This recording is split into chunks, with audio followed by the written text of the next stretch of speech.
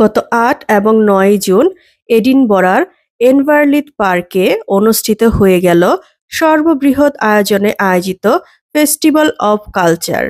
২ দিনব্যাপী ঐতিহ্যবাহী এই অনুষ্ঠানের মূল আয়োজক ছিল এলরেক।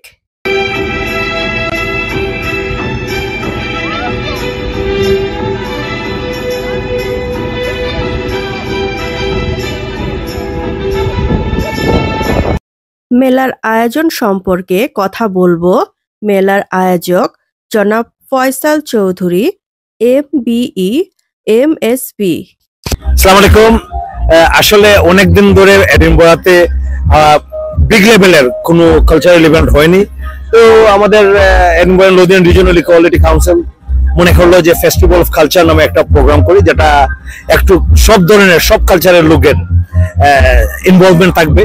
অ্যান্ড অবভিয়াসলি ওয়ার্ল্ডে অনেক জিনিস হইতেছে, যে কারণে আমরা আমাদের ইচ্ছা ছিল যে বড় বড় পারফর্মার আনার, কিন্তু আমরা ইচ্ছা করিয়া অনেক পারফর্মার আনি নাই, কারণ যে মিডল ইস্টের ক্রাইসিস বা আদার ক্রাইসিস, বাট সেম টাইম আমরা চেষ্টা করছি যে এডিনবরার কমিউনিটিকে, স্কটল্যান্ডের কমিউনিটিকে যে একটা কালচারাল একটা অ্যাটমসফিয়ার দেওয়ার জন্য এবং সবাইকে একসাথে জড়িত করার জন্য, যে কারণে আমাদের এই প্রোগ্রামটা, এবং it's been successful, weather is been fantastic. আর সব ধরনের সব জায়গাতে অনেক লোক আসছে, এখানে সবাই এনজয় করছে। আশা করি আমাদের চেষ্টা থাকবে যে সামনে দিয়ে যাতে আমরা আরো বড় করে সুন্দর করে প্রোগ্রাম করতে পারি। ব্রিটেনের বিভিন্ন শহর থেকে নামকরা সব প্রতিষ্ঠানের স্টল বসেছিল এই মেলায়।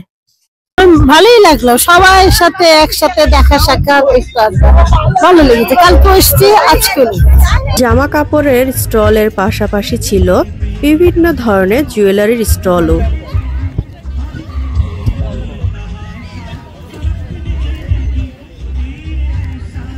এখনো চুরি করি নাই, কেনাকাটা স্কার্ফ কিনছি 3টা, আর দেখতেছি বাচ্চাদের জন্য কিনবো যদি ভালো পাই। গরম গরম জিলাপি সহ বিভিন্ন ধরনের দেশীয় খাবারের স্টলও ছিল মেলাতে।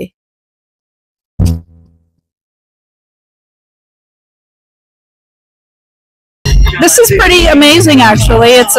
They put layer upon layer upon layer of all these different foods. I just got a veg platter and I just said fill it up. So this is quite amazing, actually. Eid উপলক্ষে কেনাকাটা করার জন্য Asian কমিউনিটির জন্য একটি সুবর্ণ সুযোগ ছিল এই মেলার আয়োজন। খুবই ভালো লেগেছে, অনেক স্টল আছে ড্রেসের, এবং গরম গরম জিলাপি খেয়েছি, খুবই ভালো লেগেছে। সুন্দর সুন্দর গান হচ্ছে, খুবই ভালো লেগেছে।